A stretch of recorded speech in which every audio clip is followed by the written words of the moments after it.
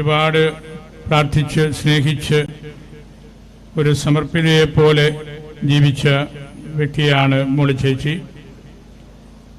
അപ്രതീക്ഷിതമല്ലെങ്കിലും അധികം പ്രായമാകുന്നതിന് മുമ്പ് 25 വർഷങ്ങളേ ആയുള്ളൂ.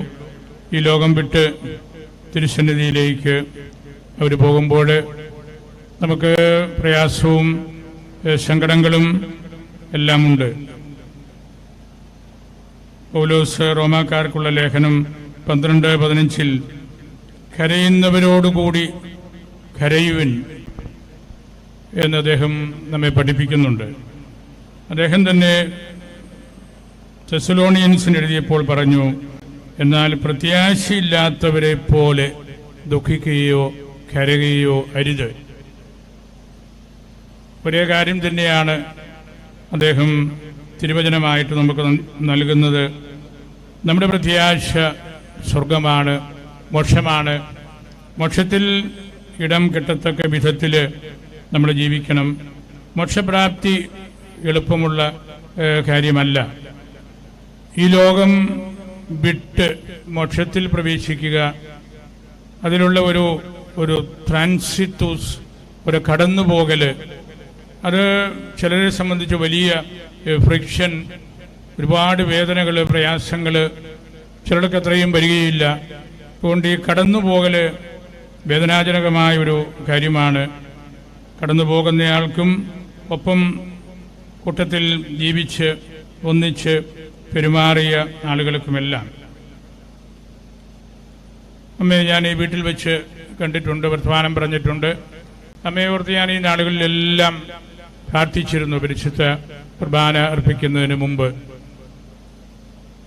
അമ്മയുടെ അനാരോഗ്യം അമ്മയുടെ മക്കളിലൂടെ, അച്ഛന്മാരിലൂടെ എനിക്കറിയാമായിരുന്നു.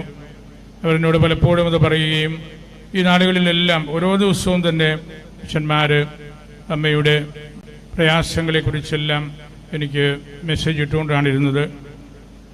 വളരെയധികം തവണ അമ്മയെ ഓർത്ത് പ്രാർത്ഥിച്ച് തിരുസന്നിധിയിൽ സമർപ്പിച്ചിട്ടുണ്ട്. മത്തായി സുവിശേഷകൻ ലോകത്തിൻ്റെ അവസാനം വിധി നടക്കുമ്പോൾ സ്വർഗപ്രവേശനത്തിനുള്ള 5-6 കാര്യങ്ങൾ പറയുന്നുണ്ടല്ലോ. എനിക്ക് വിശന്നു, ഭക്ഷിക്കാൻ തന്നു; ദാഹിച്ചു, കുടിക്കാൻ തന്നു; പരദേശിയായിരുന്നു, സ്വീകരിച്ചു; നഗ്നനായിരുന്നു, ഉടുപ്പിച്ചു; രോഗിയായിരുന്നു, സന്ദർശിച്ചു; കാരാഗ്രഹത്തിലായിരുന്നു, എൻ്റെ അടുക്കൽ വന്നു. ഇത് മോക്ഷപ്രാപ്തിയുടെ അടിസ്ഥാന കാര്യങ്ങളായിട്ട് പറയുന്നതാണ്. ഞാൻ പലപ്പോഴും പ്രാർത്ഥനയിൽ ഓർത്തിട്ടുണ്ട്, ഈ കാര്യങ്ങളെല്ലാം വീട്ടിൽ അമ്മ ചെയ്തു തരുന്ന കാര്യങ്ങളാണ്. ഒരമ്മ മക്കൾക്ക് വേണ്ടി ചെയ്യുന്ന കാര്യങ്ങളാണ് ഭക്ഷിക്കാൻ കൊടുക്കുക, കുടിക്കാൻ കൊടുക്കുക, നല്ലപോലെ ഉടുപ്പിക്കുക, വേദനിക്കുമ്പോൾ സന്ദർശിക്കുക. അങ്ങനെ ഏത് പ്രതിസന്ധിയിലും ഒരമ്മ ചെയ്യുന്ന കാര്യമാണ് വാസ്തവത്തിൽ ലോകത്തിൻ്റെ അവസാനം മോക്ഷപ്രാപ്തിക്ക് വേണ്ടി കർത്താവ് നമുക്ക് തന്നിട്ടുള്ളത്. ഒരു പേരൻസിന് മാത്രമേ ഈ പറഞ്ഞ കാര്യങ്ങൾ, ഈ പറഞ്ഞതെല്ലാം ചെയ്യാൻ പറ്റുകയുള്ളൂ. എന്ത് പ്രയാസങ്ങളും പ്രതിസന്ധികളും മക്കൾ വഴി ഉണ്ടായാലും അതെല്ലാം വേണ്ട രീതിയിൽ കാണുന്നതിനും മനസ്സിലാക്കുന്നതിനും പേരൻസിന് മാത്രമേ, അമ്മയ്ക്ക് മാത്രമേ പലപ്പോഴും അതെല്ലാം സാധിക്കുകയുള്ളൂ. ഇന്ന് തിരുഹൃദയ തിരുനാൾ കൂടി നമ്മൾ ഓർമ്മിക്കുന്നു. തിരുഹൃദയം അലിവുള്ള ഹൃദയമാണ്, സ്നേഹമുള്ള ഹൃദയമാണ്, കാരുണ്യമുള്ള ഹൃദയമാണ്. അത് അമ്മയുടെ ഹൃദയം തന്നെയാണ്. ഒരമ്മയെക്കുറിച്ച് നമുക്ക് പറയാവുന്ന കാര്യങ്ങളെല്ലാം തന്നെയാണ് തിരുഹൃദയത്തിൻ്റെയും ആ ചിന്തകൾ. അങ്ങനെയുള്ള ഒരു ഹൃദയവുമായിട്ടാണ് മോളി ചേച്ചി ജീവിച്ചതും പ്രവർത്തിച്ചതും പെരുമാറിയതും എല്ലാവരോടും അവരുടെ ബന്ധങ്ങൾ സ്ഥാപിച്ചതുമെല്ലാം. അങ്ങനെ നമ്മൾ അമ്മ ഇന്ന് ഇവിടുന്ന് വേർപിരിയുമ്പോൾ വേദനാജനകമായ ഒരു കാര്യമാണ്, വളരെ പ്രയാസമുള്ള കാര്യമാണ്. എങ്കിലും അതിനെ നമ്മൾ ഉൾക്കൊള്ളുമ്പോൾ അമ്മ മോക്ഷത്തിലേക്കാണ് പോകുന്നത്. അമ്മ അവിടെ ഇരുന്ന് പ്രാർത്ഥിച്ചുകൊള്ളും. അമ്മയുടെ വേദനയും പ്രയാസങ്ങളുമെല്ലാം സ്വർഗത്തിലേക്കുള്ള ലാഡേഴ്സ് ആയിരുന്നു, ഗോവണിപ്പടികളായിരുന്നു. ആ ഗോവണി ചവിട്ടി കയറി ഈ ട്രാൻസിറ്റൂസ് അമ്മ ഉൾക്കൊണ്ടപ്പോൾ അമ്മ അബ്രാഹത്തിൻ്റെ മടിയിലേക്കാണ്, ഈശോയുടെ പക്കലേക്കാണ് പോകുന്നത്. അങ്ങനെ അമ്മ ആദ്യം എങ്ങനെ ഒരു കൊച്ചു കുഞ്ഞായിട്ട് മാമോദീസായിൽ നമ്മൾ കണ്ടോ, ആദ്യ കുർബാനയിൽ കണ്ടോ, തൈലാഭിഷേകത്തിൽ കണ്ടോ, അതുപോലെ മുടി ധരിപ്പിച്ച് വെള്ളവസ്ത്രമണിയിച്ച് അമ്മയെ നമ്മൾ കിടത്തിയിരിക്കുകയാണ്. അമ്മ മോക്ഷത്തിലേക്ക് പോകുന്നതും അമ്മ ഏറ്റവും നിഷ്കളങ്കമായ രീതിയിൽ ഒരു കൊച്ചു പെൺകുട്ടിയായിട്ട് ഈ ലോകത്തിൽ വളർന്നു വന്ന ആ 8-10 വർഷങ്ങളിലെ ആ അനുസ്മരണമാണ്. അങ്ങനെയാണ് പറുദീസായിലേക്ക് പോകുന്നത്. അങ്ങനെയുള്ള ആ കാലഘട്ടത്തിലെ നിഷ്കളങ്കമായ നമ്മുടെ ജീവിതമാണ് പറുദീസ പ്രവേശനത്തിന് നമ്മെ അർഹരാക്കുന്നതും. ഈ ലോകം അമ്മ കണ്ടു, അതിൻ്റെ നല്ല വശങ്ങളെല്ലാം അമ്മ മനസ്സിലാക്കി. ഈ ലോകം തന്നെയും ഒരു വൂമ്പാണ്, ഗർഭപാത്രമാണ്. ഈ ഗർഭപാത്രത്തിൽ നിന്ന് പുറത്തു പോയാലേ നമുക്ക് മോക്ഷത്തിൽ ജീവിക്കാനായിട്ട് സാധിക്കുകയുള്ളൂ.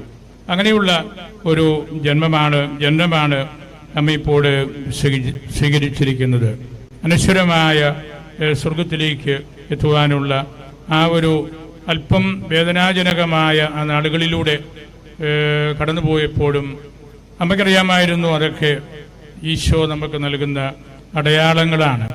ഈശോ അടുത്തുണ്ട് എന്ന് നമ്മെ ഒന്നുകൂടെ ഓർമ്മിപ്പിക്കുകയാണ്. ജോബ് പറയുന്നുണ്ടല്ലോ, എൻ്റെ നല്ല നാളുകളിൽ ഞാൻ കർത്താവിനെ കുറിച്ച് കേട്ടിട്ട് മാത്രമേ ഉണ്ടായിരുന്നുള്ളൂ. നീ എനിക്ക് വേദനകൾ തന്നപ്പോൾ മുഖാഭിമുഖം നിന്നെ ഞാൻ കാണുകയായിരുന്നു. നമ്മുടെ എല്ലാവരുടെയും അവസ്ഥ അതാണ്.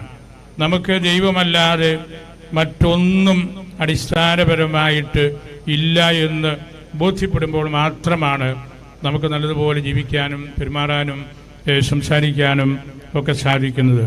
മാനുഷികമായിട്ട് അമ്മയുടെ വേർപാട് വളരെ പ്രയാസകരമായ കാര്യമാണ്. പരിശുദ്ധ മാർപ്പാപ്പമാര് അവർ കോൺക്ലേവിൽ കയറി തിരഞ്ഞെടുക്കപ്പെട്ട് മാർപ്പാപ്പയായിട്ട് ലോകത്തോട് പറയുന്നതിന് മുമ്പ് അവർ ചെയ്യുന്നൊരു കാര്യമുണ്ട്. അവർ സിസ്റ്റീൻ ചാപ്പലിൻ്റെ ഉള്ളിലെ ഒരു ചെറിയ മുറിയിൽ പ്രവേശിക്കുകയാണ്. ആ മുറിക്ക് പറയുന്ന പേര് സ്റ്റാൻസ ദെൽ പിയാൻഡോ, കണ്ണുനീരിൻ്റെ മുറി എന്നാണ്, കരച്ചിലിൻ്റെ മുറി. തിരഞ്ഞെടുക്കപ്പെടുന്ന പരിശുദ്ധ പിതാവ് ആദ്യം ചെയ്യുന്നത് ആ മുറിയിൽ കയറി കരയുകയാണ്. കരഞ്ഞ് മാർപ്പാപ്പായുടെ വെള്ളവസ്ത്രം ധരിച്ച് പുറത്തേക്ക് വരുന്നു. കണ്ണീരിൻ്റെ വിലാപത്തിൻ്റെ മുറി എന്ന് അതിന് പേര് കൊടുത്തിരിക്കുന്നതും ഏറ്റെടുക്കാൻ പോകുന്ന ആ വലിയ ഉത്തരവാദിത്വം ഉണ്ടാക്കിയേക്കാവുന്ന വേദനകളുടെ ആധിക്യം കാണിക്കാൻ വേണ്ടിയാണ്. അങ്ങനെയുള്ള ഒരു വേദനയാണ് അമ്മ മരിക്കുമ്പോൾ മക്കൾക്കുമുള്ളത്. അവര് ഈ സ്റ്റാൻസ ദെൽ പിയാൻഡോയിലേക്ക് മാറുകയാണ്. അമ്മ വേർപെടുമ്പോൾ മക്കളുടെ ഒരു വലിയൊരു അവസ്ഥ അതാണ്. അവർ കണ്ണീരിൻ്റെ മുറിയിലേക്ക് ആ നിമിഷങ്ങൾ കടക്കും. അത് വലിയൊരു ബന്ധം, പ്രകാശം, അടുപ്പം തമ്മിൽ നിന്ന് ഇറങ്ങിപ്പോകുന്നു എന്നുള്ള ആ ഒരു ഭാരം നമുക്ക് താങ്ങാൻ പറ്റാതെ വരുന്നതുകൊണ്ടാണ്. അങ്ങനെ ഈ അമ്മച്ചി നമുക്ക് വലിയ ശുശ്രൂഷകളും പരിഗണനകളും എല്ലാം തന്ന് രക്ഷിച്ച് വളർത്തി വളരെയേറെ ത്യാഗം ചെയ്തിട്ടാണ് അമ്മ ഇപ്പോഴ് നമ്മിൽ നിന്ന് വേർപിരിയുന്നത്. അമ്മ സ്വർഗത്തിലേക്ക് പോവുകയാണ്. അവിടെ അമ്മ ജീവിച്ച ഈ സുഹൃതങ്ങൾ മാത്രം മതി അവിടെ കർത്താവിൻ്റെ ഭവനത്തിൽ ആയിരിക്കാനായിട്ട്. തിരുഹൃദയത്തോട് സാദൃശ്യമുള്ള അലിവുള്ള ഒരു ഹൃദയമായിട്ടാണ് അമ്മ ജീവിച്ചതെല്ലാം. ഈ വീടിനെ വളർത്തി വലുതാക്കി വലിയൊരു നേതൃത്വം അമ്മ കൊടുത്തിട്ടുണ്ട്. ഇവിടെയുള്ള എല്ലാവർക്കും നല്ല മോക്ഷവിചാരങ്ങൾ നൽകിയത് അമ്മയാണ്. അങ്ങനെ പ്രാർത്ഥന വഴിയും സ്നേഹം വഴിയും എല്ലാവരോടുമുള്ള അടുപ്പം വഴിയുമൊക്കെ അമ്മയ്ക്ക് ദൈവത്തിൻ്റെ വീട്ടിൽ സ്ഥാനമുണ്ടെന്ന് നമുക്കുറപ്പുണ്ട്. നമ്മുടെ പ്രാർത്ഥനകളും ചിന്തകളുമാണ് അമ്മയ്ക്ക് തന്നെയും ആവശ്യമായിട്ടുള്ളത്. ഞാൻ ഈ വീട്ടുകാരെല്ലാം ഹൃദയപൂർവ്വം ഓർക്കുകയാണ്. അമ്മയുടെ വേർപാടിൽ ജോയിച്ചേട്ടന്, അതുപോലെ മക്കള് ടൈറ്റസ്, ഞങ്ങളുടെ പ്രിയപ്പെട്ട മാർട്ടിനച്ചൻ, ഞങ്ങളുടെ അൽഫോൺസ് അച്ഛൻ, അതുപോലെ ഡീക്കൻ നിർമ്മല്, അവരുടെ എല്ലാം പ്രയാസം, അതുപോലെ മരുമകള് ലിറ്റി, കൊച്ചുമക്കള്, കർത്താവിൻ്റെ സന്നിധിയിൽ അത് നമ്മളുടെ പ്രാർത്ഥനകളാണ്. നിങ്ങൾ ഈ അമ്മയെ വളരെയേറെ സ്നേഹിച്ചിരുന്നു എന്ന് എനിക്ക് വളരെ വ്യക്തിപരമായിട്ട് അറിയാവുന്ന കാര്യമാണ്. അത്രമാത്രം അടുപ്പം ടൈറ്റസും ഞങ്ങളുടെ പ്രിയപ്പെട്ട അച്ഛന്മാർ രണ്ടുപേരും അതുപോലെ ഡീക്കനും എല്ലാം അമ്മയോടുണ്ടായിരുന്നു. അമ്മ വലിയൊരു വികാരമായിരുന്നു. ഇവരോട് എപ്പോൾ ചോദിച്ചാലും അമ്മ എന്ന ആ ഒരു വലിയ സത്യം ഹൃദയത്തിൽ കൊണ്ടു നടന്ന മക്കളാണ് ഇവരെല്ലാം. ഞാൻ അവരെ സ്നേഹത്തോടു കൂടി ഓർക്കുകയാണ്. ഒരു 4 പേരും അമ്മയ്ക്ക് വളരെ പ്രിയപ്പെട്ട മക്കളാണ്. അമ്മ എപ്പോഴും അങ്ങനെയാണല്ലോ, അമ്മയ്ക്ക് മക്കളെല്ലാം പ്രിയപ്പെട്ടവരാണ്. അതുപോലെ വൈദിക പരിശീലന കാലത്ത് മാർട്ടിനച്ചനും അൽഫോൻസിനും നിർമ്മലിനും ഡീക്കനും അവർക്ക് 4 പേർക്കും കേരളത്തിന് പുറത്ത് വൈദിക പരിശീലനത്തിൻ്റെ ഒരു നിശ്ചിത കാലഘട്ടം പഠിക്കാനും വ്യത്യസ്ത ഭാഷകൾ പഠിക്കാനും വ്യത്യസ്ത സംസ്കാരങ്ങളുമായിട്ട് ഇടപെടാനും എല്ലാം അവർക്ക് അവസരം ലഭിച്ചു. ഞാൻ കരുതുന്നത് ഈ അമ്മ വഴി കിട്ടിയ ഒരു ഭാഗ്യമാണ്, അപൂർവമായ ഒരു ഭാഗ്യമാണത്. ഈ മക്കള് ഇവർ 4 പേരും അച്ഛന്മാര് 3 പേരും ഡീക്കനും അവർക്ക് ഈ സംസ്ഥാനം വിട്ട് മറ്റ് സാധാരണഗതിയിൽ നമുക്ക് എത്തിപ്പിടിക്കാൻ പറ്റാത്ത കേന്ദ്രങ്ങളിലൊക്കെ പരിശീലനം നേടി ഹിന്ദി നല്ലപോലെ പഠിച്ചു. അങ്ങനെയുള്ള വലിയ കൃപകൾ കൂടി ഈ മക്കള് സ്വന്തമാക്കിയിട്ടുണ്ട്. ഒരുപക്ഷെ അമ്മയ്ക്ക് ഓർത്തിരിക്കാനുള്ള ഏറ്റവും വലിയ കാര്യം അതുതന്നെയാണ് എന്നാണ് എൻ്റെ വിചാരം. നാട്ടിനച്ഛൻ നമ്മുടെ ബിരിയാണിക്കാട് വികാരിയാണിപ്പോൾ. അച്ഛൻ്റെ നല്ല ഇടപെടലുകളും സാമർഥ്യവും വളരെ സമർത്ഥനായ ഒരു അച്ഛനാണ്. അതുപോലെ അൽഫോൻസും നിർമ്മൽ ഇപ്പോൾ നമ്മുടെ വിദ്യാപീഠത്തിൽ വാതൂര് പോസ്റ്റ് ഗ്രാജുവേഷൻ ദൈവശാസ്ത്രത്തിൽ MA ബിരുദം പഠിച്ചുകൊണ്ടിരിക്കുകയാണ്. അൽഫോൻസ് അച്ഛന് ഭഗൽപൂര് രൂപതയിലാണ്, ശിമാച്ചനും അതെ. അങ്ങനെ നല്ലൊരു കോമ്പിനേഷൻ ഈ മക്കള് അമ്മയ്ക്ക് പേരൻസിന് നൽകിയിട്ടുണ്ട്. നമ്മുടെ ഒരു വർത്തമാന ഭാഷയിൽ പറഞ്ഞാൽ അമ്മ സ്വർഗത്തിൽ ചെല്ലുമ്പോൾ നല്ലൊരു അഡ്രസ്സുള്ള അമ്മയാണ്. ഈ ടൈറ്റസും മറ്റ് സമർപ്പിതരെ പോലെയുള്ള ഈ 4 മക്കളും അവര് കൊണ്ടു നടക്കുന്ന തിരുവചനം, അവരുടെ ദൈവവിചാരങ്ങള് അമ്മ കർത്താവിൻ്റെ മുമ്പിലായിരിക്കുമ്പോൾ ഏറ്റവും സ്വീകാര്യമായ ഒരു വഴിയിലൂടെ ഈ മക്കളെയൊക്കെ തിരിച്ച് പറഞ്ഞ് പഠിപ്പിച്ച് അവർക്ക് വേണ്ട നിർദ്ദേശങ്ങളെല്ലാം കൊടുത്ത് കൊണ്ടുവന്ന ഒരമ്മയെന്ന നിലയ്ക്ക് ഭാഗ്യപ്പെട്ട അമ്മയാണ്. അമ്മ സ്വർഗത്തിലേക്ക് എടുക്കപ്പെട്ടതുപോലെയാണ് എനിക്ക് തോന്നുന്നത്. വേദനിച്ചെങ്കിലും അത് ഈശോയ്ക്ക് വേണ്ടിയാണ്, സഹിച്ചെങ്കിലും അത് ഈ കുടുംബത്തിനും മക്കൾക്കും മരുമകൾക്കും മറ്റു കൊച്ചുമക്കൾക്കും എല്ലാം വേണ്ടിയാണ്. അങ്ങനെയുള്ള ആ സഹനത്തിന് വലിയ അർത്ഥമുണ്ട്. വലിയൊരു കൂട്ടിപ്പിടിപ്പിക്കലാണ് അമ്മ ഈ 4 പേരെ കർത്താവിൻ്റെ പ്രത്യേകമായ ശുശ്രൂഷയ്ക്ക് വേണ്ടി ഒരുക്കി തയ്യാറാക്കി കൊണ്ടുവന്നതുമെല്ലാം. അങ്ങനെ അമ്മ നമ്മിൽ നിന്ന് യാത്ര പറയുമ്പോൾ നമ്മുടെ വികാരങ്ങളും പ്രയാസങ്ങളുമെല്ലാം മനസ്സിൽ ഉണ്ട്. അമ്മ സ്വർഗത്തിലേക്ക് പോകുമ്പോൾ നമുക്ക് പിന്നെ അവിടെ കരച്ചിലിൻ്റെയോ വിലാപത്തിൻ്റെയോ ഒന്നും പ്രസക്തിയില്ല. നമുക്ക് പ്രത്യാശ മാത്രം മതി. അമ്മയ്ക്ക് ഒറ്റ കാര്യമേ ഇനി ആവശ്യമുള്ളൂ, സ്വർഗത്തിൽ നമുക്ക് കണ്ടുമുട്ടാം. സ്വർഗത്തിൽ വരാൻ യോഗ്യതയുള്ളവരെ പോലെ നിങ്ങൾ ജീവിക്കണം, എനിക്ക് വേണ്ടി പ്രാർത്ഥിച്ചുകൊണ്ടിരിക്കണം. ആ പറഞ്ഞതിൻ്റെ അർത്ഥം അതാണ്. അങ്ങനെ സ്വർഗത്തെ ലക്ഷ്യമാക്കി നമുക്ക് ജീവിക്കാനും പ്രാർത്ഥനയിൽ കൂടുതൽ സ്ഥിരതയോടുകൂടി നമുക്കായിരിക്കാനും അമ്മയെ ഓർക്കുവാനും അമ്മയെക്കുറിച്ച് സംസാരിക്കാനും ഒക്കെ നിങ്ങൾക്ക് എല്ലാവർക്കും സാധിക്കട്ടെ എന്ന് ഞാൻ പ്രാർത്ഥിക്കുന്നു. അമ്മയെ പരിശുദ്ധ അൽഫോൻസാമ്മയ്ക്ക് സമർപ്പിച്ച് മധ്യസ്ഥം പ്രാർത്ഥിച്ച് എൻ്റെ വാക്കുകൾ സംഭവിക്കും.